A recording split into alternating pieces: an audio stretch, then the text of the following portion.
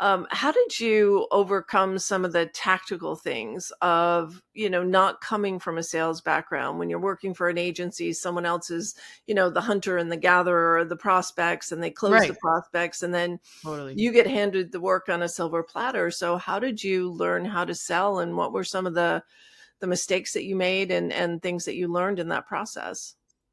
That's such a good question. So I guess when you start your own business and you don't have an MBA, you just do a crash course.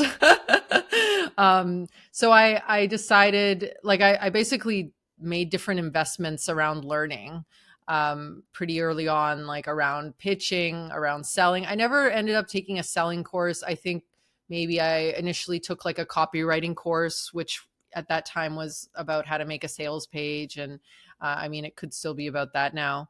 Um, I just took different, both learning like courses as well as hiring people who I could see had already done it and who inspired me.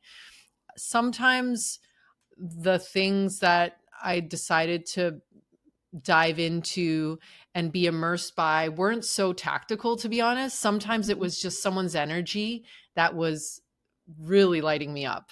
Like, I've hired coaches and different types of online service providers, and who I just feel like being around them Mhm. makes me feel alive, and that I'll know what to do when I get to the thing. It might not be about the exact phrase I'm supposed to say on a sales call. So that would be a really good tip, I would say, is like, be with the people who light you up. And you might not know why, and it might not make sense at the time, but it doesn't have to, right? It can just be someone who's like, sometimes I would hire someone who was in a little bit of a different industry and it didn't quite make sense for a marketing expert.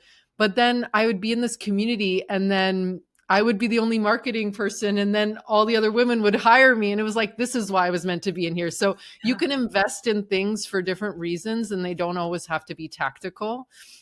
For sure, for sure, for sure, for sure. And then the other thing that I want to say is just going out there and doing it. Like, I sold, like, and didn't sell and learned from it, asking people for feedback after you send a proposal to them, saying like, what do you think, like following up, um, just being really honest and being like, look, I'm learning, I'd love to hear what you think. And some people would be like, well, this is too expensive. So I'm like, okay, interesting, like, what do I want to do about this? Do I target someone who has a bigger budget? Like, why was it expensive for them?